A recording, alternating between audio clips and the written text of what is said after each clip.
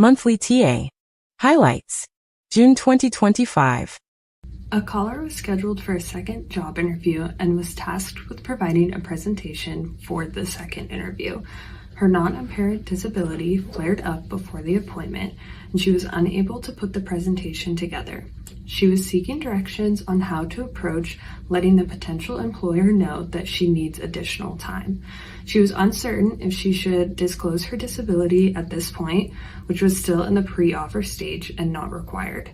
Or should she tell them that she had been ill, not disclosing that it was related to a disability, and request more time to prepare? While the ADA Center can't give a definitive legal answer to this question, we discussed some possible options. In general, the timing of the disclosure of a disability is the person's personal choice, and sometimes it may be necessary to receive accommodation if needed. At the same time, because this was still in the pre-offer stage and disclosure is not required at this point, it is not clear if she needs actual ADA accommodation or if she can just let them know that she has been ill. If she chooses this option, she could limit the information she provides to her being sick and in need of more time without being deceptive under the ADA. After being offered a position, if she believes that she will need accommodations after being hired, then it would be time to disclose and discuss options. Ultimately, the choice would be hers to make.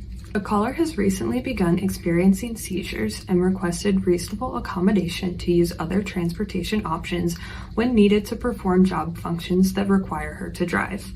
The employer has placed the employee on leave and is requiring medical documentation to show that the employee can drive with no limitations or she will lose her job.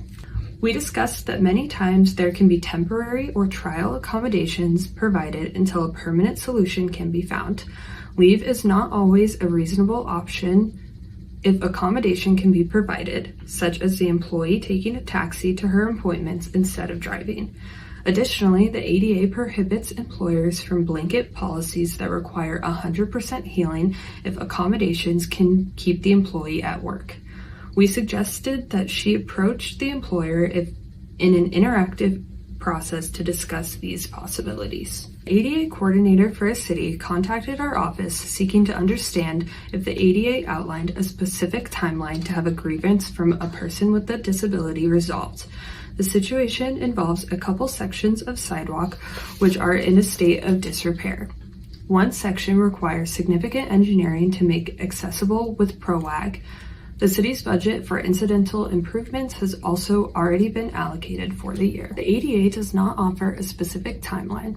Title II does outline that prompt and equitable resolution is the expectation, meaning the city should not sit on the request without cause, and the resolution should mirror the timeline for similar requests made for reasons other than accessibility.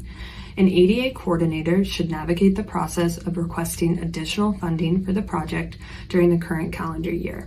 The project itself may take time due to the design and financial constraints, but the city should be performing its due diligence to comply with the ADA by taking steps to get the sidewalks reconstructed as soon as feasible. The owner of a barbershop is relocating to a new location in an existing structure that isn't very accessible.